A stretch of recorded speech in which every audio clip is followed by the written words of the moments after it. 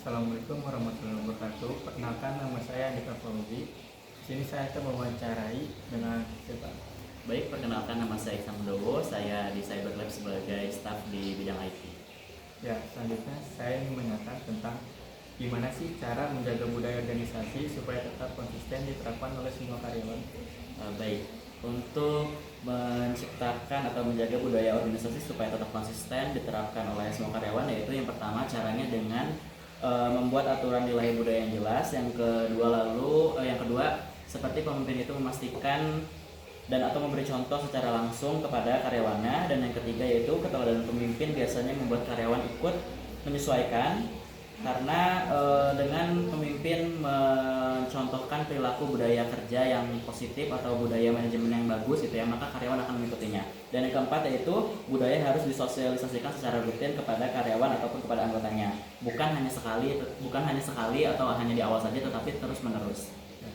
Selanjutnya, apa langkah yang bisa dilakukan oleh pemimpin yang membangun budaya kerja yang positif? Oke, baik.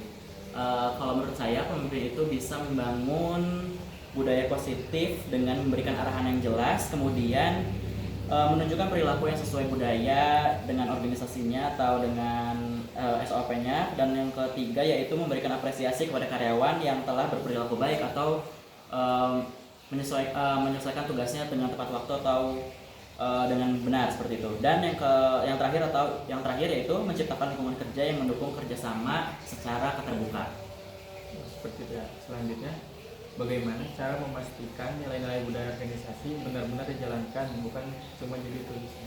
Oke, baik. Jadi nilai budaya harus diterapkan dalam kegiatan sehari-hari, yaitu seperti proses kerja, kemudian cara berkomunikasi, hingga sistem penilaian kerja. Dan selain itu organisasi juga perlu memberikan konsekuensi kepada anggotanya jika mereka tidak mengerjakan atau pekerjaannya tidak sesuai dengan SOP-nya seperti itu. Jadi ketika dalam organisasi itu harus ada ketentuan atau batasan atau pelanggaran ketika suatu karyawan itu tidak mengerjakannya sesuai dengan apa yang dibutuhkan oleh perusahaan seperti itu. Baik, mungkin itu saja yang ingin saya wawancarai. Terima kasih. Ya, sama-sama.